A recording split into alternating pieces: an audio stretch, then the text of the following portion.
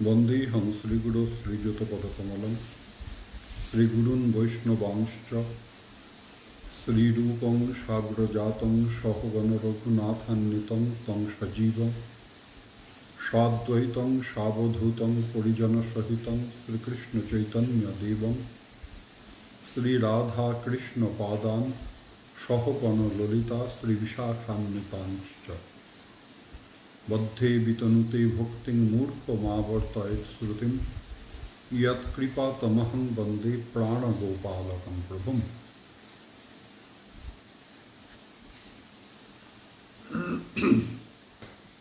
জয় নিতাই। আশা করি ভালো আছেন। আর এই করোনার মধ্যে তো আজকে আবার আমফান এসে উপস্থিত হয়েছে। তার নবদ্বীপে আমরা কোনোভাবেই আমরা এখনো পর্যন্ত প্রভাবিত নই। সামান্য একটু বৃষ্টি, ছিটছিট করে বৃষ্টি হচ্ছে এই যা। তো এটা আমফানের ফলশ্রুতি কিনা জানি না। এবং একটু আগেই কলকাতায় কথা হলো, তারাও বলল যে না, এখনো কলকাতায় তেমন কিছু হয়নি। যাই হোক, আমাদের তো প্রার্থনা ছাড়া গতি নাই। এটা হচ্ছে আধি দৈবিক জ্বালা, ত্রিতাপ জ্বালার অন্তর্গত আধি দৈবিক জ্বালা।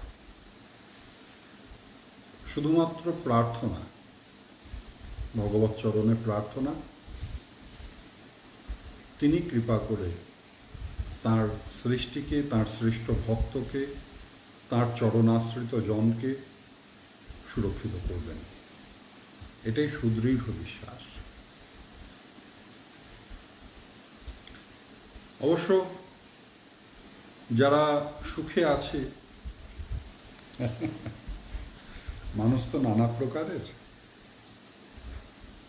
যারা সুখে আছে, পাকা বাড়িতে ভালো আছে, তাদের আবার কেউ কেউ এই আমফানের প্রকোপটা দেখার ইচ্ছা ছিল। কত প্রকারের মানুষ হয়, কত স্বার্থপর আত্মকেন্দ্রিক মানুষ আছে, তারা আবার এই আমফান এখনো পর্যন্ত এসে তেমনভাবে তাণ্ডব করল না বলে অনেকে হতাশ আছে।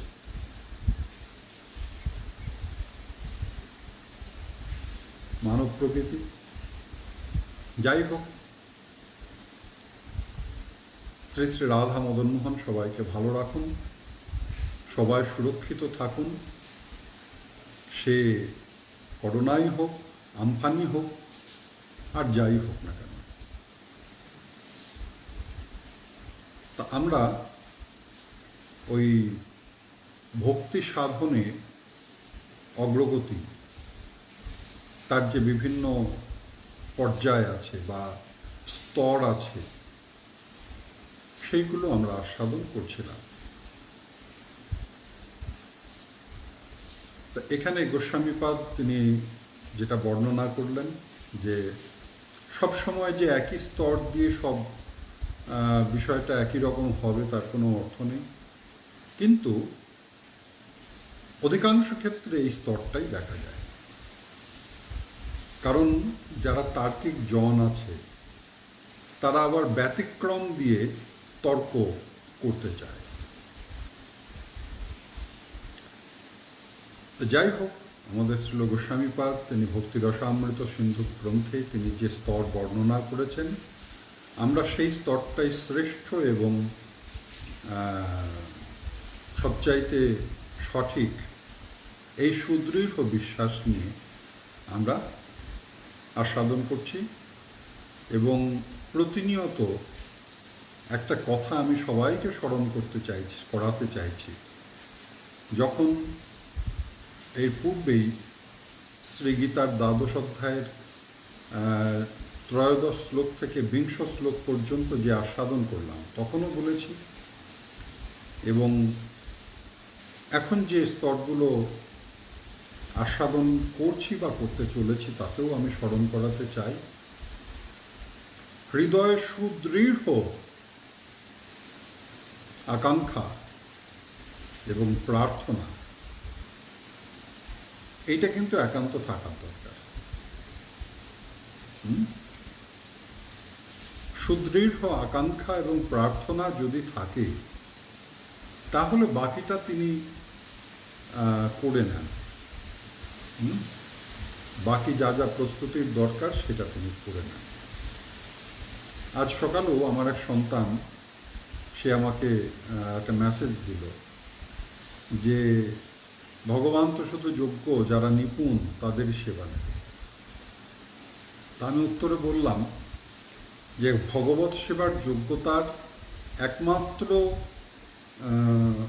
ভগবৎ সেবার জন্য একমাত্র যোগ্যতা হচ্ছে যে ভক্তি, নিষ্ঠা এবং আরতি। ভক্তি, নিষ্ঠা এবং তীব্র আরতি, যেটাকে লৌল্য বলা হয়েছে, এই তিনটে যদি থাকে তাহলে পরে কিন্তু বাকিটা ভগবান প্রস্তুত করে নেন। অর্থাৎ যে নিপুণতার কথা, যে নিশ্ছিদ্রতার কথা, তারপর যে ত্রুটি বিচ্যুতির কথা আমরা সচরাচর দেখে বা বলে অভ্যস্ত, শুনে অভ্যস্ত, এই নিশ্ছিদ্র করে নেওয়ার দায়িত্ব তাঁর, তিনি করে নেন। যাই হোক, আমরা আমাদের আলোচনায় প্রত্যাবর্তন করি। আদৌ শ্রদ্ধা তত সাধু সঙ্গৌথ ভজন ক্রিয়া, তত অনর্থ নিবৃত্তি স্যাৎ, তত নিষ্ঠা রুচিস্তত অথাশক্তিস্তথা ভাবস্তত প্রেমাপ্রদঞ্চতি, সাধক নাময়ং প্রেম নহ প্রাদুর্ভাবি ভবেৎ ক্রম। প্রথমে শ্রদ্ধা, তারপরে সাধুসঙ্গ, তারপরে ভজনক্রিয়া, তারপরে অনর্থ নিবৃত্তি, তারপরে নিষ্ঠা, তারপরে রুচি, তারপরে আসক্তি, তারপরে ভাব, তারপরে প্রেম। তা সুতরাং এই একটি একটি করে স্তর অতিক্রম করতে করতে করতে করতে ওই প্রেম পর্যায় পর্যন্ত উপনীত হওয়া সম্ভব, সকলের পক্ষেই সম্ভব। এবং সেই সম্ভব করে তোলার জন্য ওই যে বললাম, ভক্তি, প্রগাঢ় ভক্তি, আর নিষ্ঠা, অবিচলিত নিষ্ঠা, আর সেই সঙ্গে তীব্র আরতি, এই তিনটে বস্তুর প্রয়োজন। এর মধ্যে এটা শ্রদ্ধা পর্যায় বর্ণনার পূর্বে আমি একটা কথা বলে নিতে চাইছি। সমাজে দেখা যায় যে একই সঙ্গে ভক্তিতে প্রবেশ করে একজন খুব চট করে যেন বেশ কৃষ্ণময় হয়ে গেল, আর আরেকজন হয়তো হতে পারল না। আমার পিতামহদেব তথা পরম শ্রী গুরুদেব প্রভুপাদ যদুগোপাল গোস্বামী, তাঁর শিষ্য, বর্তমানে শ্রী রাধাকুণ্ড নিবাসী এবং শ্রী রাধাকুণ্ডের ভজনশীল, শুধু রাধাকুণ্ড বলবো না, 84 ক্রোশ ব্রজমণ্ডলে ভজনশীল বৈষ্ণববৃন্দের মধ্যে অগ্রগণ্য শ্রী প্রাণকৃষ্ণ দাস বাবা, আমার অত্যন্ত প্রীতির, আদরের, শ্রদ্ধার প্রফুল্ল কাকু। ছোটবেলায় আমাদের মন্দিরে থাকতেন, কাঁধে চড়ে গঙ্গাতেও গিয়েছে, আমরা তখন খুবই ছোট। তার একজন অভিন্ন হৃদয় বন্ধু ওই ধর্মনগরে ছিলেন। এরা দুজন একসাথে চলাফেরা করতেন, একসাথে ঘোরাফেরা করতেন। সদ্য মাধ্যমিক পাশ করেছেন কিছুদিন আগে, এবং আমার পিতামহদেব উনি ধর্মনগরে প্রতি বছর শ্রীপাঠে যেতেন। ওখানে শ্যামসুন্দর সাহা বলে একজন ভক্ত ছিলেন, তার বাড়িতে অবস্থান করতেন এবং ধর্মনগরে কিছুদিন শ্রীপাঠ পরিবেশিত। তা এই প্রসঙ্গেই আমার পিতামহদেবের সঙ্গে প্রাণকৃষ্ণ বাবা এবং তার বন্ধুর নামটা আমি ঠিক স্মরণ করতে পারছি না,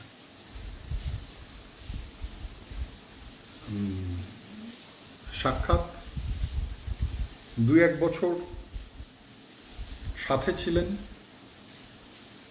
তিরোভাবের পূর্বে যে বৎসর আমার পিতামহদেব শেষবারের জন্য ওই ধর্মনগরে যান সেটা হচ্ছে 1957 সাল ধর্মনগরে যান। সেই বছর এই প্রফুল্ল কাকু তিনি এবং তার বন্ধু একই দিনে ওই স্থানে দীক্ষা গ্রহণ করেন আমার পিতামহদেবের কাছে। প্রফুল্ল কাকু অকৃতদার, তারপরে আমার পিতা প্রফুর বহু সঙ্গ করেছেন, তারপর শ্রীধাম নবদ্বীপে বেশ কিছুদিন ছিলেন, তারপরে বৃন্দাবনে রাধাকুণ্ডে গিয়ে উপস্থিত হন এবং সেখানে বিষাশ্রয় করেন।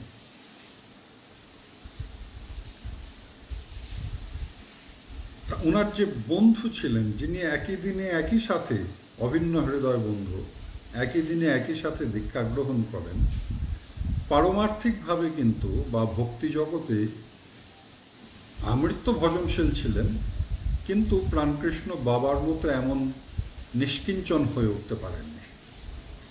তা তিনি কথা প্রসঙ্গে বলতেন যে, জানেন প্রভু আমার কেন হলো না?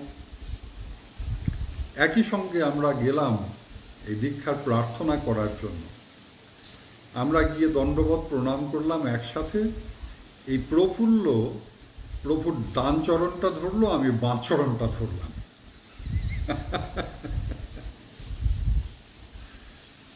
প্রফুল্লর প্রভুর ডান চরণটা চেপে ধরলো আর আমি বাঁ চরণটা চেপে ধরলাম। এই যদি আমি ডান চরণটা চেপে ধরতে পারতাম তাহলে আমারও বোধহয় হতো, কিন্তু আমি বাঁ চরণটা চেপে ধরাতে আমার আর সাধন ভজন তেমন একটা হলো না। রসিকতা করেই বলতেন, কিন্তু আমি উদাহরণটা দিলাম কেন? এটা আমরা সমাজে দেখি, একই সঙ্গে একই শ্রী গুরুদেবের চরণাশ্রিত একজন সাধন ভজনে যথেষ্ট উন্নতি করলেন, আরেকজন করতে পারলেন না। একজন সাধন ভজনে বেশ অগ্রণী হয়ে গেলেন, আরেকজনকে দেখা গেল তার সাধন ভজনে অগ্রগতি তো হলোই না, বরং হয়তো স্তব্ধ হয়ে গেল। দেখা যায়, দেখতে পারবেন আপনারা, চতুর্দিকে চোখ ঘুরিয়ে দেখুন, এরকম দেখা যায়। এর পশ্চাতে একটা বিষয় ক্রিয়াশীল হয়, সেটা হচ্ছে ভক্তি স্বীকৃতি। यानास्थायो नरो राजन न प्रमाद्येत कर्हिचित धावन निमिल्लवा नेत्रे न स्खलेन्न पतेति ह। শ্রীমদ্ ভাগবতে বর্ণনা করা হচ্ছে, জানাস্থায় নর রাজন ন প্রমাদ্যেত कर्हिचित। এই ভক্তিমার্গে যারা আস্থাশীল তারা কখনো প্রমাদ বশবর্তী হন না। প্রমাদ বলতে অনবধানতা, অর্থাৎ ভক্তি আচরণের প্রতি কম গুরুত্ব অর্পণ করা, বা ভক্তি আচরণের প্রতি উদাসীন ভাব অঙ্গীকার করা, বা ভক্তি সাধনের থেকে ওই বিচ্যুত হয়ে যাওয়া, একদম সমগ্র বিচ্যুত, এই জিনিসটা বলছেন হয় না। ধাবন নিমিল্লবা নেত্রে নস্খলেন্ন পতেতি হ। চোখ বুঝেও যদি কেউ ভক্তিমার্গে ছুটতে থাকে তার কখনো স্খলন পতন হয় না। বিষয়টা কি? ভক্তি স্বীকৃতি। আরেকটা বিষয় বলি শুনুন, পাশ্চাত্যে হরিনাম হচ্ছে, বিভিন্ন জায়গায় হরিনাম হচ্ছে, সবাই তো নামের প্রতি আকৃষ্ট হয় না। আপনারা ভেবে দেখবেন, নাম হচ্ছে, বহু মানুষ নামের প্রতি আকৃষ্ট, বহু মানুষ নামের প্রতি আকৃষ্ট নয়, আবার বহু মানুষ নামের প্রতি বিরক্ত। কেন? শ্রীমন মহাপ্রভুর সময়ে এই শ্রীধাম নবদ্বীপের স্মার্ত পণ্ডিতকুল তারা এই ভক্তি আন্দোলন, ভক্তি প্রচার, ভক্তি আচরণের প্রতি বিরক্ত হয়ে মলয়চাঁদ কাজীর কাছে নালিশ করেছেন না? করেছেন। সেটা একটা স্বতন্ত্র লীলা। শ্রীমন মহাপ্রভু তারপরে মলয়চাঁদ কাজীর থেকে ওই পরোয়ানা গ্রহণ করেছিলেন। এগুলো আছে। পাশ্চাত্যে নাম শ্রবণ করেছে কত লক্ষ লক্ষ, হাজার হাজার, কোটি কোটি মানুষ, কিন্তু কটা মানুষ আকৃষ্ট হয়েছে সত্যি নামের প্রতি? এই জগতে নাম কীর্তন হচ্ছে, সত্যিই কটা মানুষ আকৃষ্ট হয়েছে শ্রী নামের প্রতি, ভক্তি আচরণের প্রতি? যারা হলো তারা কেন হলো, যারা হলো না কেন হলো না? এগুলোর পশ্চাতে দুটো জিনিস ক্রিয়াশীল হয়। একটা হচ্ছে অহৈতুকী করুণা, বৈষ্ণববৃন্দের অহৈতুকী কৃপা। সাধব দীনবৎসলা, সাধকবৃন্দ তো দীনবৎসল হন। তা ওই দীনবৎসল সাধকবৃন্দ তাদের অহৈতুকী করুণা কারোর উপর বর্ষিত হলে তখন সে সহজে ভক্তিমান হয়ে ওঠে। আর দ্বিতীয় বস্তুটা হচ্ছে ভক্তি সুকৃতি। পূর্ব জন্মকৃত ভক্তি সাধন তার ফল থেকে যায়। ভক্তিমার্গের বৈশিষ্ট্য হচ্ছে, এই ভক্তিমার্গে কেউ যদি সামান্য একটু অগ্রসর হয়, সেই অগ্রগতি কখনো স্খলন পতন হবে না, সেই স্থানের থেকে যাবে। এরপরে যখন আবার যদি কোনো সৌভাগ্যের ক্রমে ওই তার ভক্তির প্রারম্ভ ঘটে, তখন কিন্তু সে আবার সেই স্থান থেকে আরম্ভ করবে। তাকে একদম প্রথম ওই স্টার্টিং পয়েন্ট থেকে তাকে আর নতুন করে আরম্ভ করতে হবে না। এটা ভক্তিমার্গের একটা শ্রেষ্ঠ বিষয়, বিশেষ।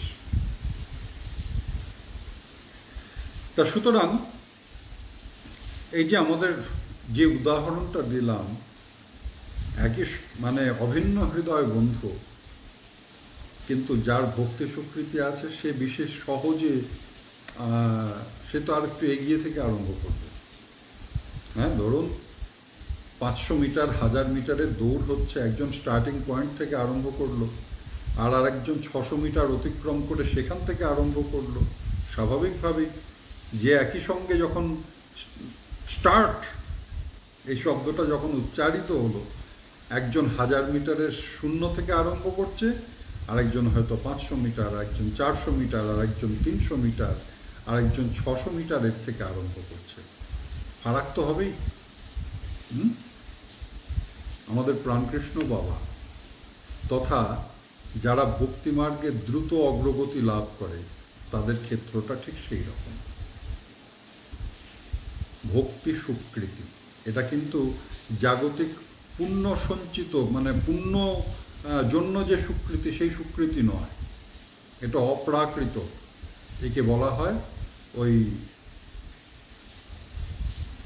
Nandadulal Shil, Shiva is equal to Kali is equal to Krishna. কথাটা খানিকটা ঠিক, পুরোটা নয়। তা হ্যাঁ, যেটা বলছিলাম, সেই ভক্তি স্বীকৃতি যার আছে সে সহজ অগ্রগতি লাভ করবে, এটা স্বাভাবিক। কিন্তু একজন খুব দ্রুত অগ্রসর হলো, আমি তো পারলাম না বলে হতাশ হওয়ার কিছু নয়। এটা কোনো কম্পিটিশন নয়, কারোর সাথে কোনো প্রতিযোগিতা নয়। এটা সম্পূর্ণ নিজের আত্মিক শুদ্ধি এবং উন্নতির একটা প্রচেষ্টা। এখানে কোনো প্রতিযোগিতার অবকাশ নাই। যে শুধুমাত্র জয় শ্রীকৃষ্ণ বলে আরম্ভ করলো, সেও ভক্তিপথে, আর যে রাগানুগাতে ওই লীলা স্মরণে রত, সেও ভক্তিপথে। তাদের অবস্থানগত তারতম্য আছে বটে, কিন্তু ভক্তিপথে যে যেখানে যেভাবেই থাকুন না কেন, সকলেই শ্রেষ্ঠ, সকলে মহ, সকলে কৃষ্ণ প্রিয়, সকলে প্রণম্য।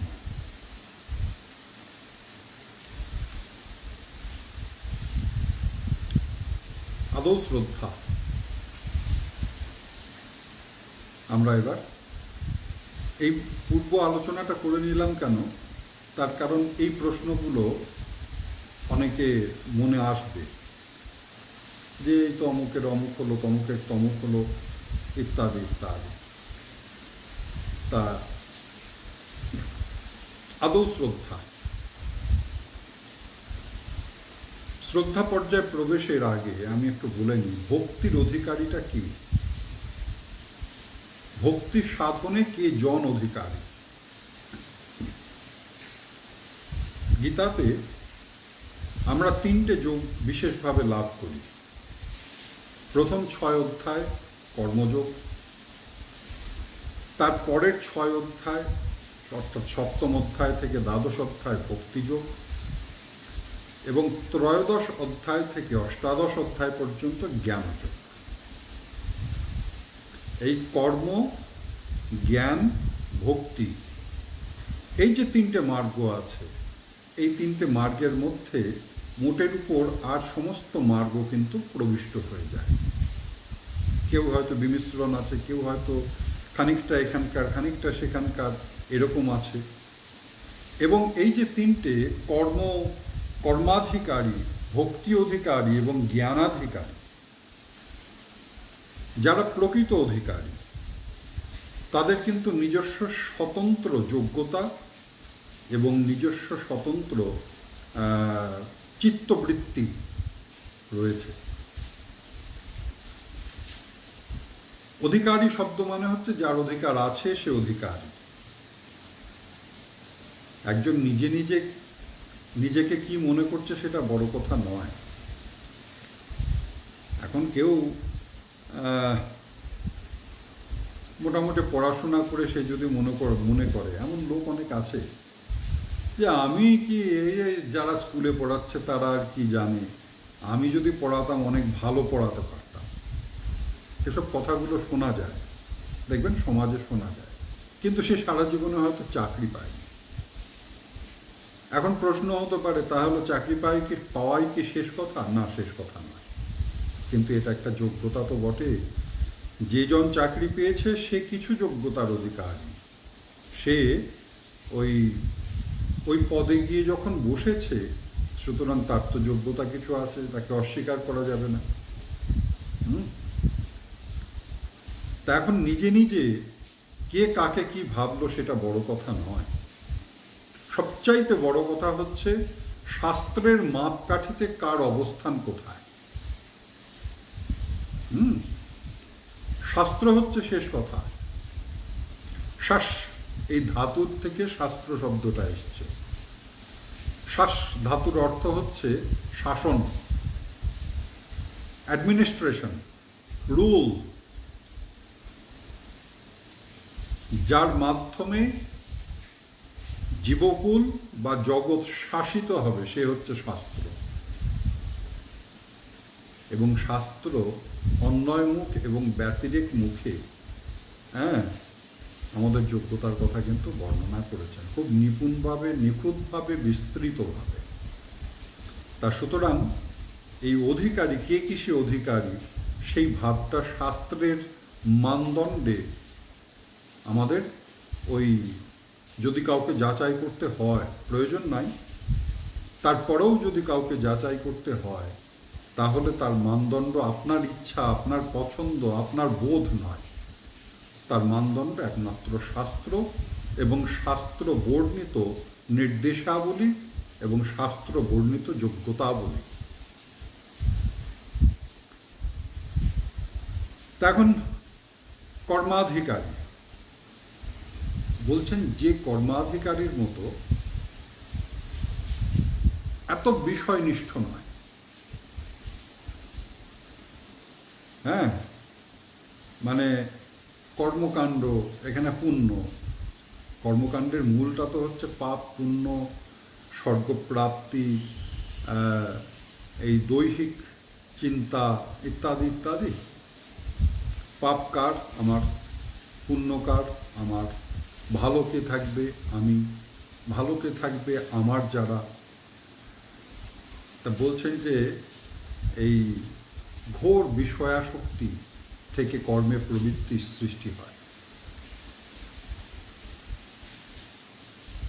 অবশ্য সেই অর্থে বিচার করলে তো এখন আজকের দিনে কর্মাধিকারী, জ্ঞানাধিকারী এবং ভক্তি অধিকারী সকলেরই তো যেন মনে হয় খানিকটা কর্মাধিকারী বটে।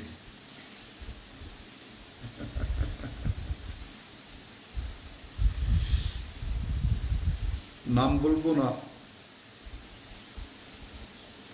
আমার পিতাপ্রভু একটা বিশেষ ঘটনা শ্রবণ করে একজন তথাকথিত উদাসীনকে বলেছিলেন, বাবা তাহলে তুই সংসার করিসনি কেন? আমি ছিলাম সামনে। বাহ্য প্রকাশে সে উদাসীন বৈষ্ণব, কিন্তু আমার পিতাপ্রভুর কাছে সে এক মুকদ্দমার গল্প বলছে, মামলা মুকদ্দমার গল্প বলছে। সে কি ভাবে চক্রান্ত করলো, কি ভাবে সে মামলাটা জয় করলো। বাবা সবটা শোনার পর তখন বললেন যে, আরে তুই উদাসীন, তোকে এই পথের সন্ধান কে দিল রে? তুই সংসার করিসনি কেন? তুই সংসার ত্যাগ করেছিস কেন যদি এত কিছু জানিস? তো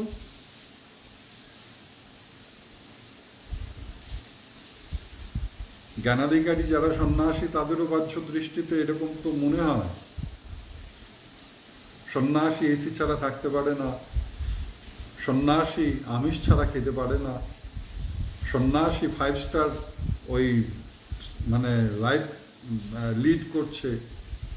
এটা তো আমরা চোখে দেখি। তা সে বিষয়াসক্ত না তো বিষয়াসক্ত কি?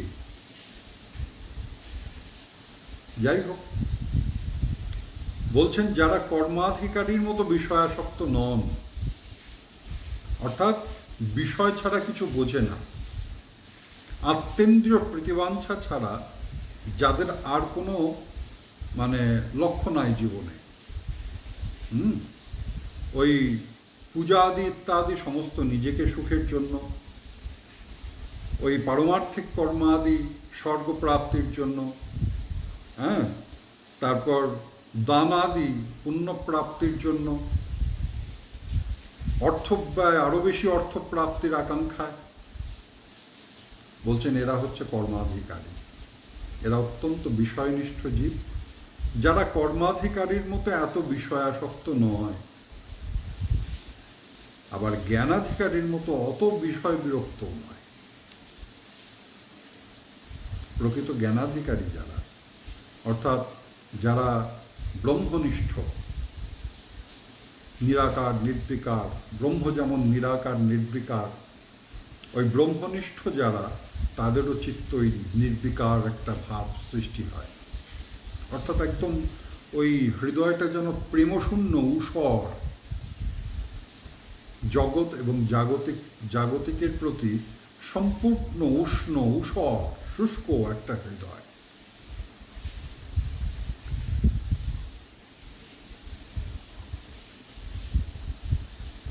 হৃদয়ে যদি রস না থাকে তাহলে পরে তো রসাস্বাদন করা যাবে না। আপনারা অজামিল সম্বন্ধে জানেন, শ্রীমদ্ ভাগবতে এবং পুরাণে অজামিলের কথা বর্ণনা করা হয়েছে। বিশেষ করে নাম প্রসঙ্গে অজামিলের নাম খুব আসে। অজামিল একজন সাত্ত্বিক ব্রাহ্মণ ছিল। তারপরে সঙ্গদোষে সে তার সত্যগুণ লুপ্ত হয়ে যায় এবং সে ব্যভিচারী হয়ে যায়।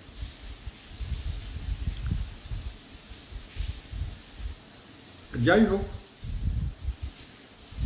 এইভাবে অত্যন্ত তীব্র ব্যভিচার, যে একজন সাত্ত্বিক ব্রাহ্মণ ছিল কর্মনিষ্ঠ, সেই কর্মনিষ্ঠ সাত্ত্বিক ব্রাহ্মণ তীব্র ব্যভিচারে প্রবেশ করল।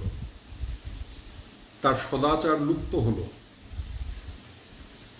সুখদেব গোস্বামী বর্ণনা করেছেন যে কান্নকুব্জে দ্বিজকশ্চিৎ দাসীপতি রজামিলহ নামনা নষ্ট সদাচার দাস্যা সংসর্গ দূষিত।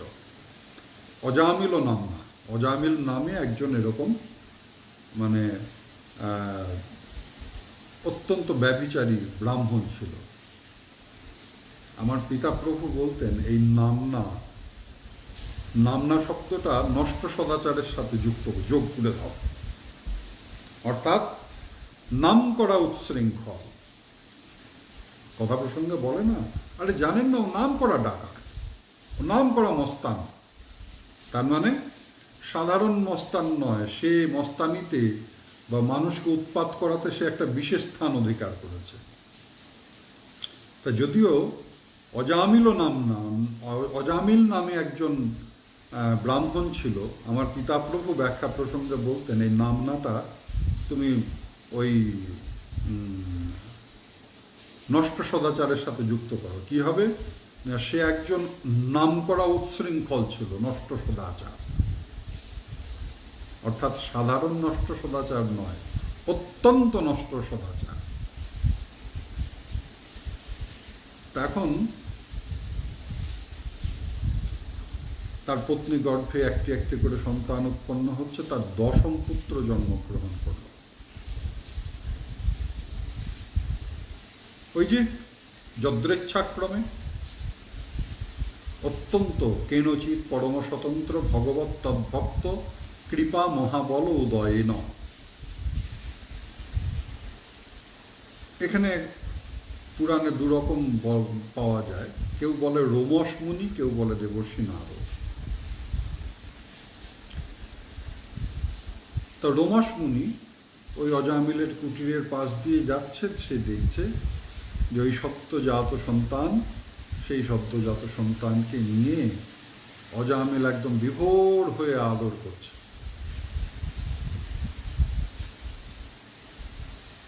অজামিলের অবস্থাটা দেখে ঋষির মনে বড় করুণা হলো।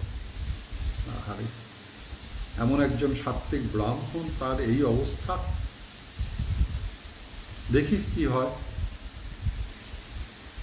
যখন দর্শন করলেন তার ছেলেকে এত ভালোবাসছে, একজন ডুবে গিয়েছে, তার সদ্যজাত সন্তানটাকে নিয়ে অজামিল একদম ডুবে গিয়েছে, একদম যেন জগতে সে আর ওই সন্তানটা ছাড়া আর কেউ নাই। ঋষি চিন্তা করলেন যে যাক গতি হবে, এর হৃদয়ে এখনো প্রেমধারা বয়ে চলেছে। হ্যাঁ, তার অসদাচারের কারণে তার প্রেমধারা এখনো শুকিয়ে যায়নি। এই ধারাটাকে যদি বিষয় থেকে নিয়ে কৃষ্ণচরণে, ভগবৎ চরণে বা শ্রী হরিচরণের দিকে ওই ওই ঘুরিয়ে দেওয়া যায়, অভিমুখ করে দেওয়া যায়, তাহলে এই প্রেম দিয়ে সে মুক্তি লাভ করবে। কৃপা করে তার সন্তানের নাম রাখলেন নারায়ণ। আর এই নারায়ণ নারায়ণ নাম করতে করতেই অজামিল মুক্তি লাভ করল। এখানে একটু আমাদের বিশেষভাবে জানার দরকার, সচরাচর কথকরা বা কীর্তনে একটুখানি জায়গা বর্ণনা করা হয় যে ওই মৃত্যুকালে অজামিল তার ছেলে নারায়ণের নাম ধরে চিৎকার করে নারায়ণ বলে ডাকলো, তাতে বিষ্ণুদূত আগমন করল। বিষয়টা কিন্তু এতটুকু নয়। বিষয় কোথায়? আরও একটু যখন আমরা পশ্চাতে যাব, যখন বিষ্ণুদূত এবং যমদূতদের বিতর্ক আরম্ভ হবে, যখন যমদূতরা বারবার বোঝানোর চেষ্টা করবে যে প্রভু নারায়ণকেও ডাকেনি, প্রভু নারায়ণকেও ডাকেনি, ও আসলে নিজের ছেলেকে ডেকেছে। হ্যাঁ, ও তোমার প্রভু নারায়ণকে ভালোবাসে না। তখন বিষ্ণুদূতরা উত্তর প্রদান করবেন যতস্তব বিস্ময়ামি। শোন, অজামিল কি ভালোবাসবে? ওর কি সামর্থ্য? অজামিল আমাদের প্রভুকে ভালোবাসুক বা না বাসুক, আমাদের প্রভু অজামিলকে ভালোবেসেছে। কেন জানিস?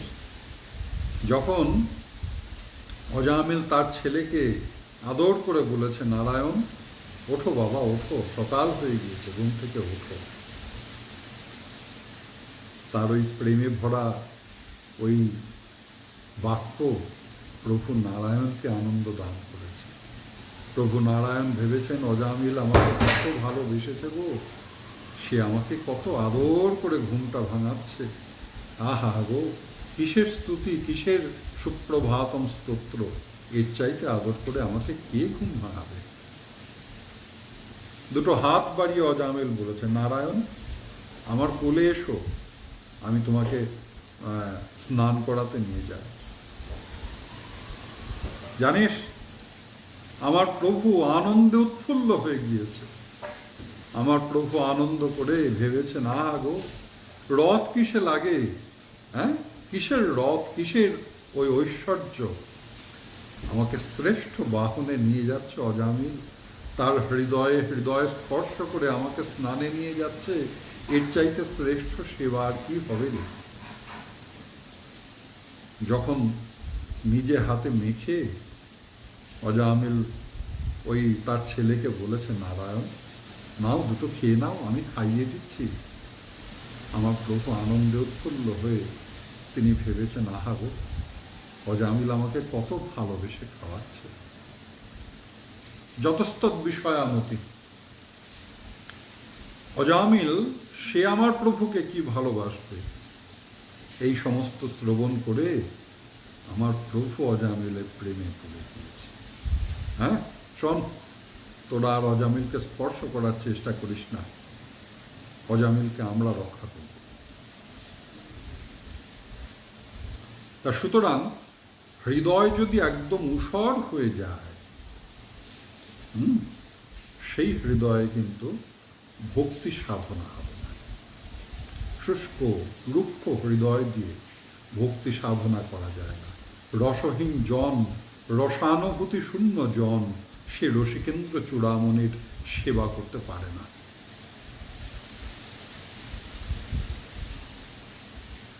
কেউ বলতে পারেন যে তাহলে পরে জাগতিক রস কি, জাগতিক রস দিয়ে তার সেবা হবে না। জাগতিক রস পারমার্থিক রসের অনুভূতি প্রদান করবে। আমার পিতাপ্রভু বলতেন, জানিস, তোরা ছোটবেলায় যখন দুষ্টুমি করতি, আমি খুব সূক্ষ্মভাবে তোদের লক্ষ্য করতাম। কেন বলো জানিস?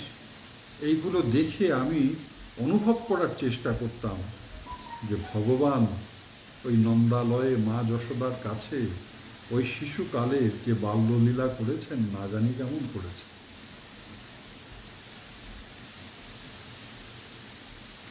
যে জন কখনো বিরহ অনুভব করেনি, সেই জন শ্রীমতী রাধারানীর বিরহের অনুভূতিটা কোথা থেকে লাভ করবে? হ্যাঁ, জাগতিক রসের সাথে পারমার্থিক রসের কোনো তুলনা হয় না, কোনো তুলনা হয় না।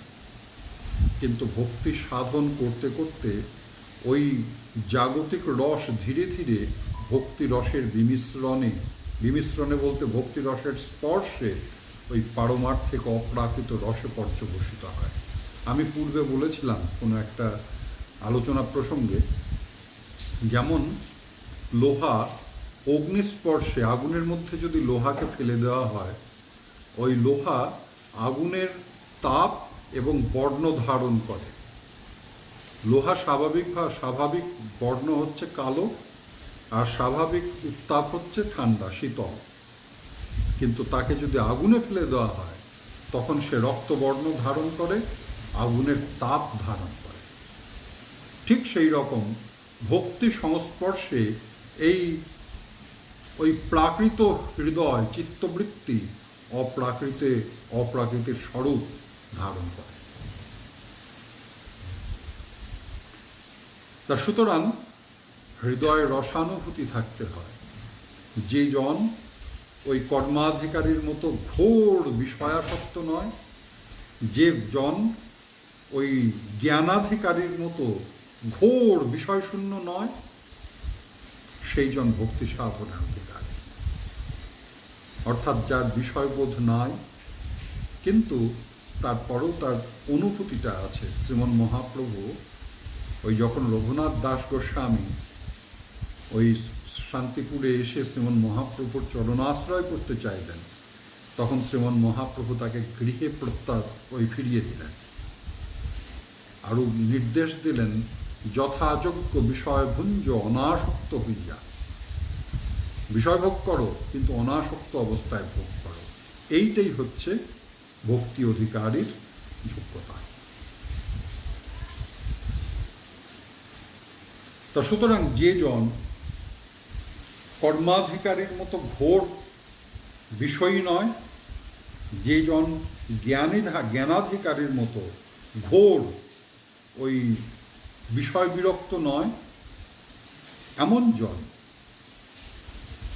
যদি সাধুসঙ্গ প্রাপ্ত হয়, রসিক ভক্ত সঙ্গ প্রাপ্ত হয়, এবং সেই ভক্ত সঙ্গজাত সংস্কার প্রাপ্ত হয়, এটা ভীষণ গুরুত্বপূর্ণ।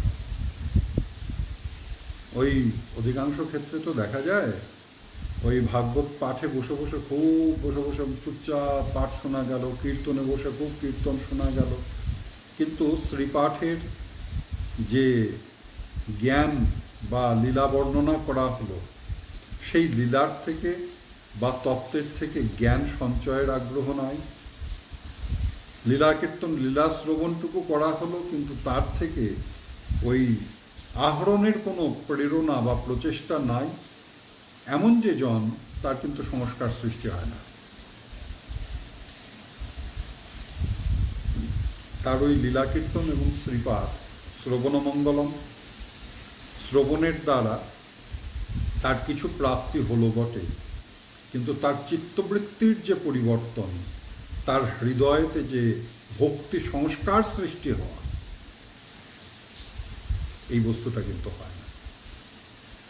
তা সেই কারণে যে জন কর্মাধিকারীর মতো ঘোর বিষয়াসক্ত নয়, যে জন জ্ঞানাধিকারীর মতো ঘোর ওই বিষয় বিরক্ত নয়, এমন জন, কিন্তু হৃদয়ে পারমার্থিক চেতনা আছে, এমন জন, তারা যদি ওই রসিক ভক্ত সঙ্গ প্রাপ্ত হয়, ভক্ত কৃপা প্রাপ্ত হয়, এবং ভক্ত সঙ্গজাত সংস্কার সৃষ্টি হয়, সেই জন ভক্তির অধিকারী।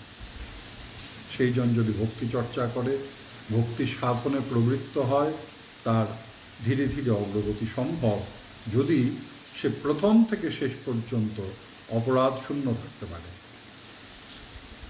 পরবর্তীকালে আমরা এই অপরাধগুলো নিয়ে আমরা আলোচনা করব। ভক্তির আচরণ, ভক্তুত্ব অপরাধ বলে একটা কথা আছে, হ্যাঁ, সেগুলো নিয়ে আমরা আস্বাদন করব। আজ এই পর্যন্ত। আর 2-1 মিনিট সময় ছিল বটে। আচ্ছা, আমি একটা ছোট প্রশ্নের উত্তর দিয়ে ফেলি।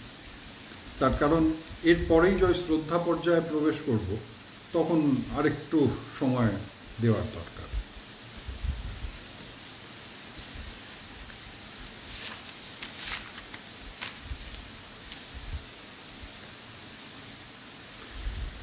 একটা প্রশ্ন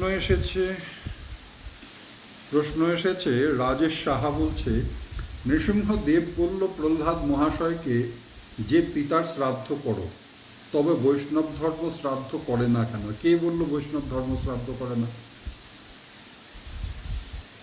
আপনি যদি দেখে থাকেন যে বৈষ্ণব ধর্ম শ্রাদ্ধ করে না, তাহলে আপনি ভুল দেখেছেন। শ্রীমন মহাপ্রভু নিজে পিতৃ শ্রাদ্ধ করেছেন।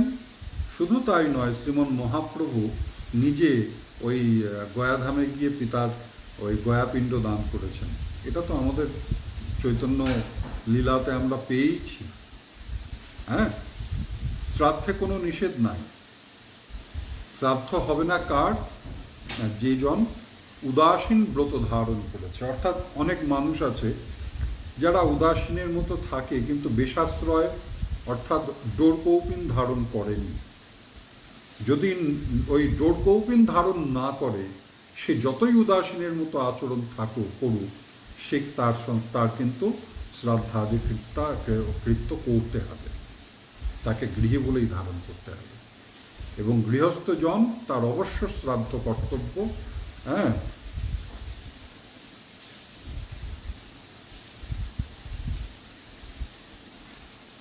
শ্রাদ্ধ শ্রদ্ধয়া দিয়তে যত্তৎশ্রাদ্ধম তত্তু বৈদিক প্রমাণাধিগম যৌগিকম। একটু বিস্মৃতি আসছে, কারণ এই স্মার্ট তো পড়াশোনাগুলো, ন্যায়ের পড়াশোনাগুলো তো আর চর্চা নাই। হ্যাঁ, বলছেন শ্রদ্ধা সহকারে কিছু দান করলেই শ্রাদ্ধ। এখন আপনি কাউকে শ্রদ্ধা সহকারে একটা কিছু উপহার দিলেন শ্রাদ্ধ করে, বলছেন না, তত্ত্ব বৈদিক প্রমাণাধিকম যৌগিকম, এটা যৌগিক শব্দ। যেমন নারায়ণ পীতাম্বর, আপনি যতই পিতর বর্ণের পোশাক পরিধান করুন, আপনি পীতাম্বর হবেন না।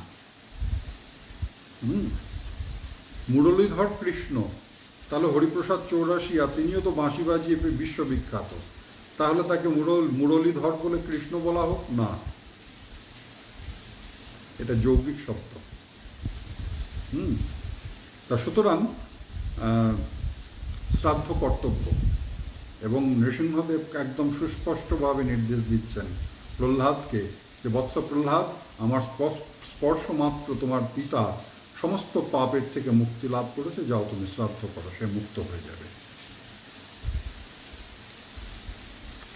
আর একটা কি দেখছিলাম,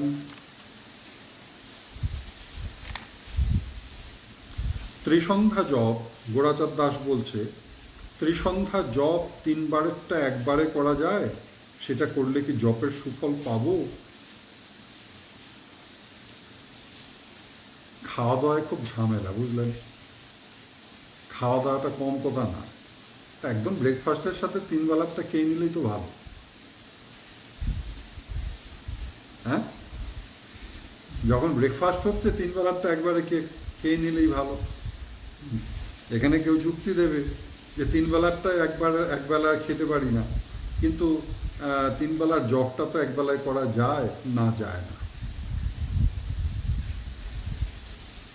যায় না। কালোচিত কর্ম কালে কর্তব্য। ধরুন প্রভাতী আহ্নিকটা আপনি মধ্যাহ্নে করছেন, সেক্ষেত্রে কামগায়ত্রী জপের মাধ্যমে আপনি প্রায়শ্চিত্ত সম্পন্ন করলেন। 10 বার কামগায়ত্রী করলে ওই সময়ের যে সময়োচিত কর্মের যে ত্রুটিটা, তার থেকে মুক্তি লাভ করা যায়। এটা হরিভক্তি বিলাসোক্ত বিধান। কিন্তু আমি 3 বেলারটা একবারে করবো, এ তো করা যাবে না, হয় না।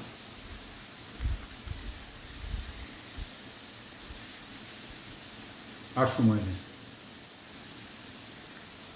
জয় নিতাই, ভালো থাকুন।